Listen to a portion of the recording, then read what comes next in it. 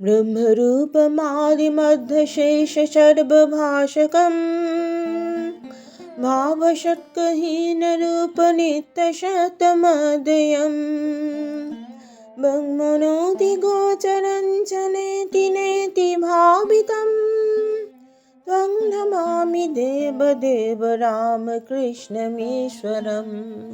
নমস্কার, আমার এই চ্যানেলে আপনাদের সকলকে স্বাগত। শ্রী শ্রী রামকৃষ্ণ পরমহংসদেব, শ্রী শ্রী মা এবং স্বামী বিবেকানন্দকে আমার সশ্রদ্ধ প্রণাম জানিয়ে আজকের পাঠ শুরু করছি। বিদ্যাসাগর। সিঁড়ি দিয়া উঠিয়া একেবারে প্রথম কামরাটিতে উঠিবার পর ঠিক উত্তরে কামরাটি ঠাকুর ভক্ত সঙ্গে প্রবেশ করিতেছেন। বিদ্যাসাগর কামরার উত্তরা পার্শ্বে দক্ষিণাস্য হইয়া বসিয়া আছেন। সম্মুখে একটি চারকোনা লম্বা বালিশ করা টেবিল, টেবিলের পূর্বধারে একখানি পিছন দিকে হেলান দেওয়া বেঞ্চ, টেবিলের দক্ষিণ পার্শ্বে ও পশ্চিম পার্শ্বে কয়েকখানি চেয়ার। বিদ্যাসাগর দু একটি বন্ধুর সহিত কথা কইতেছিলেন।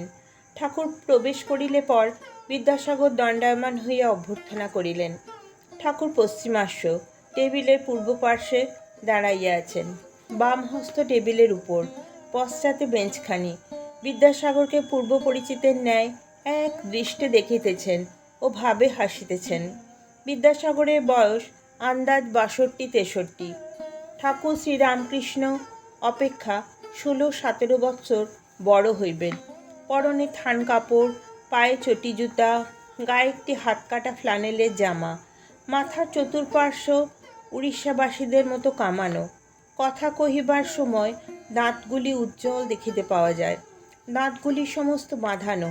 মাথাটি খুব বড়, উন্নত ললাট ও একটু খর্বাকৃতি। ব্রাহ্মণ, তাই গলায় উপবীত।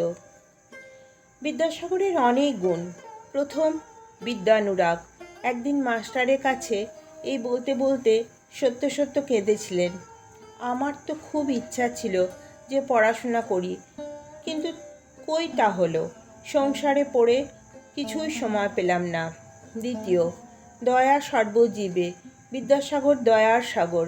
বাছুরেরা মায়ের দুধ পায় না দেখিয়া নিজে কয়েক বৎসর ধরিয়া দুধ খাওয়া বন্ধ করিয়াছিলেন। শেষে শরীর অতিশয় অসুস্থ হওয়াতে অনেক দিন পর আবার ধরিয়াছিলেন।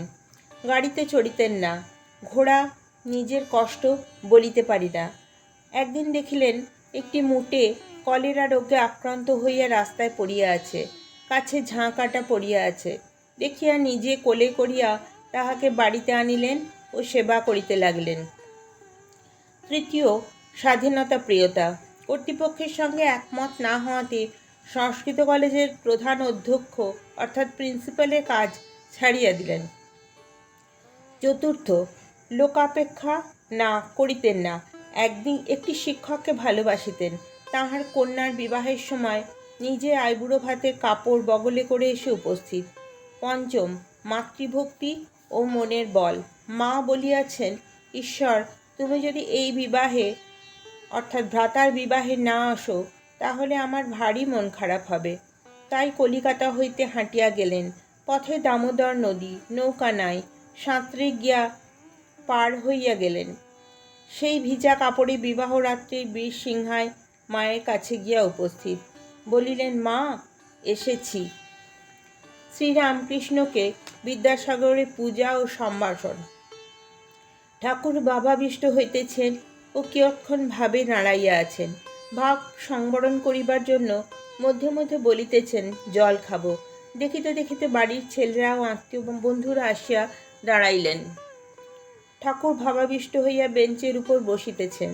একটি 17-18 বছরের ছেলে সেই বেঞ্চে বসিয়া আছে। বিদ্যাসাগরের কাছে পড়াশোনার সাহায্য প্রার্থনা করিতে আসিয়াছে। ঠাকুর ভাবাবিষ্ট। ঋষির অন্তর্দৃষ্টি, ছেলের অন্তরের ভাব সব বুঝিয়াছেন। একটু সরিয়া বসিলেন ও ভাবে বলিতেছেন, মা, এ ছেলের বড় সংসারাসক্তি। তোমার অবিদ্যার সংসার, এ অবিদ্যার ছেলে। যে ব্যক্তি ব্রহ্মবিদ্যার জন্য ব্যাকুল নয়, শুধু অর্থকরী বিদ্যা উপার্জন তাহার পক্ষে বিড়ম্বনা মাত্র। এই কথা কি ঠাকুর বলিতেছেন? বিদ্যাসাগর ব্যস্ত হইয়া একজনকে জল আনিতে বলিলেন ও মাস্টারকে জিজ্ঞাসা করিতেছেন, কিছু খাবার আনিলে ইনি খাবেন কি? তিনি বললেন, আচ্ছা আনুন না।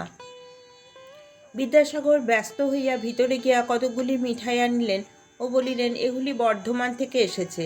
ঠাকুরকে কিছু খাইতে দেওয়া হইল। হাজরা ও ভবনাথও কিছু পাইলেন। মাস্টারকে দিতে আসিলে পর বিদ্যাসাগর বলিলেন, ও ঘরের ছেলে, ওর জন্য আটকাচ্ছে না। ঠাকুর একটি ভক্ত ছেলের কথা বিদ্যাসাগরকে বলিতেছেন। সে ছোকরাটি এখানে ঠাকুরের সম্মুখে বসেছিল। ঠাকুর বলিলেন, এ ছেলেটি বেশ সৎ আর অন্তঃসার, যেমন ফল্গু নদী, উপরে বালি, একটু খুঁড়লেই ভিতরে জল বইছে দেখা যায়। মিষ্টি মুখের পর ঠাকুর সহাস্যে বিদ্যাসাগরের সঙ্গে কথা কহিতেছেন।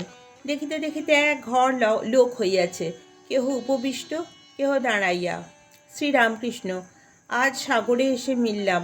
এতদিন খাল, বিল, হদ্দ, নদী দেখেছি, এইবার সাগর দেখছি। সকলের হাস্য। বিদ্যাসাগর সহাস্যে, তবে নোনা জল খানিকটা নিয়ে যান।